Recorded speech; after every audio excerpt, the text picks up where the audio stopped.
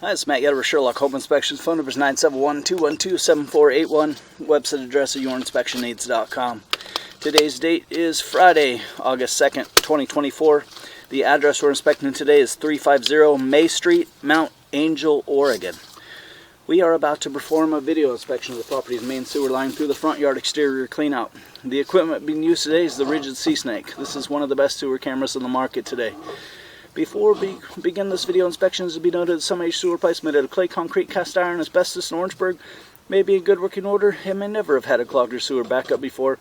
However, due to real estate transactions, attorneys, and lawsuits, Sherlock Home Inspection must recommend the following to meet the current codes. All sewer pipes should be watertight, made out of cast iron, ABS, 3034 or HDPE pipe, law permit fittings and couplers.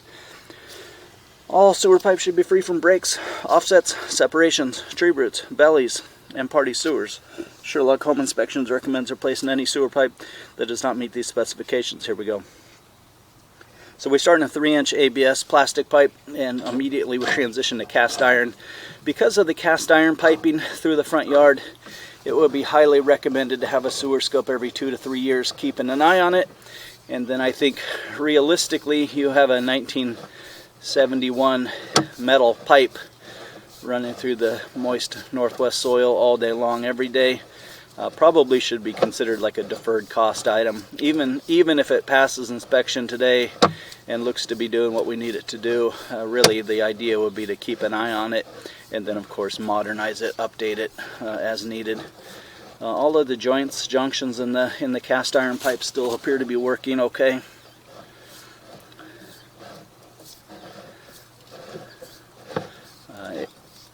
And the reason that we recommend the constant monitoring and then replace as needed, because cast iron pipe that's 50, or I should say, 50 plus years old is past what would be considered like an average life expectancy on these. And sometimes they just keep on going and going, but we'll definitely want to keep an eye on it. And this is a no-nonsense sewer pipe. This is straight as an arrow. Straight as an arrow. No twists, no turns, no anything. Just right at the road.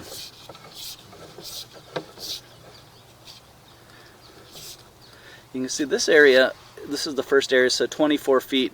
We've had a pretty good downhill pitch up until here, and there you can see things change, so the water level is kind of flatter. It's on the camera lens now, so you can see we have a little bit of marginal flat piping here, and then maybe even a little bit of a water belly. So the camera head is submerged in water now.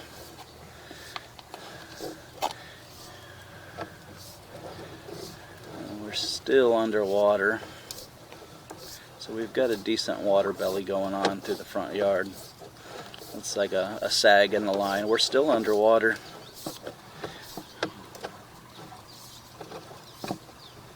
Once we reach the lateral, we're going to run a test on that area. We'll turn off the water, and our drain pipe should actually drain. So we'll turn off the water and we'll watch it drain, and we'll see how that area reacts with the water off. Even when we come out of it, we're still a little bit flat here. 40 feet, we're going to be entering the road any second here.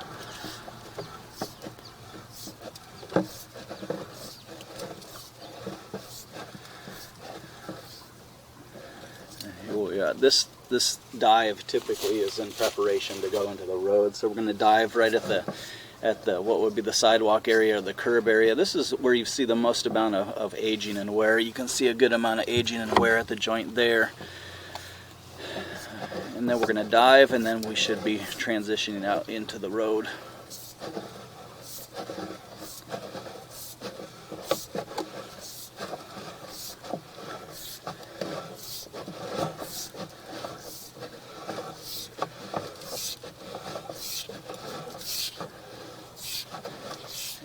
Drop into the lateral. We'll call it 55 feet to the city lateral. So we're going to turn off the water, drain everything out of the pipe, look at the pipe one more time in reverse. We'll run a test on that area.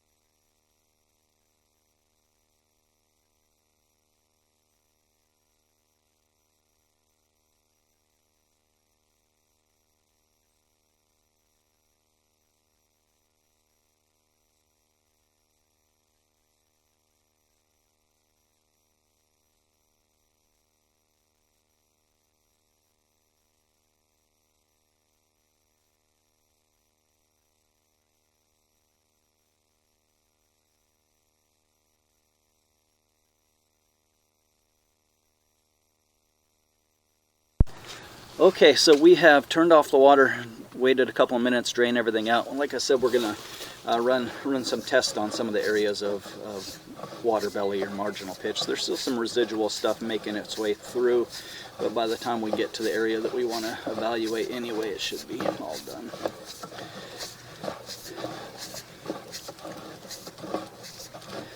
So the cast iron piping as a condition looks like it's hanging on okay.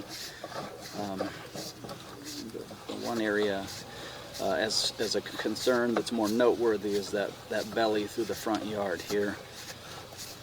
There, is that it? I know it was at right around 40 feet. I think it's before the dive.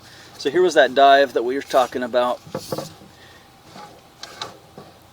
And then where we're seeing like the most amount of wear at that joint, that junction there. And then we're getting close to where the belly was. So let's see.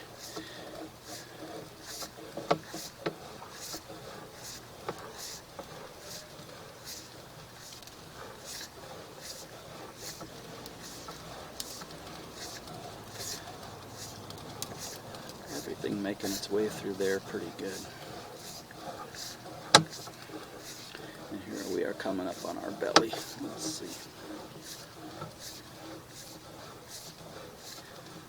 So yeah, it does look like we're going to still have some standing water in the line all the time, even with the water off, unfortunately. So let's measure the length of it with the water off, knowing that this is about what's going to be in the pipe after a toilet is flushed or a shower is taken or whatever.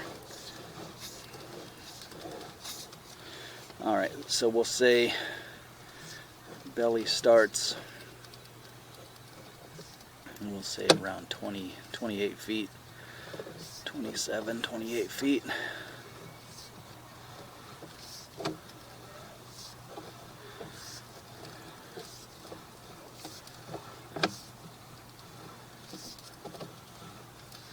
And then we come out of, there's also a lot of goo, maybe flushable wipes slowing things down, and toilet paper and stuff like that. So it definitely did improve, and we just ended up pushing some debris out of the way, which cleared things up a bit. Let's look at it one more time.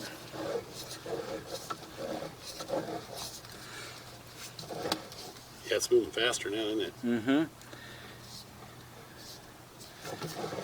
Yeah, we did a little bit of drain clearing at the same time of scoping.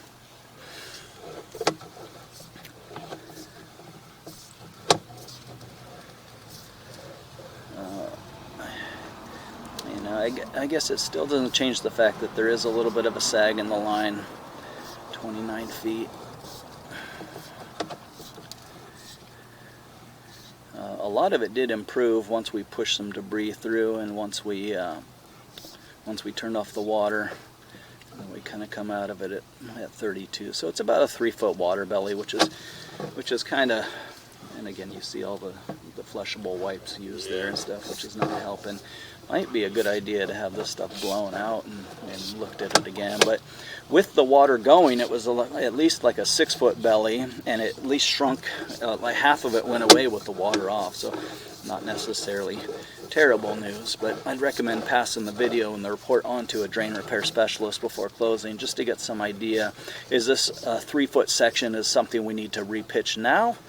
Or is this more of a let's keep an eye on it and then replace it or repair it, repitch it if conditions ever worsen?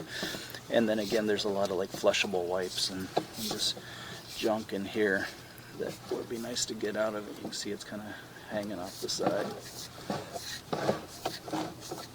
So before closing, I recommend passing the video and the report on to a drain repair specialist to make suggestions. And also mainly to determine if this is something that needs to be repaired right now.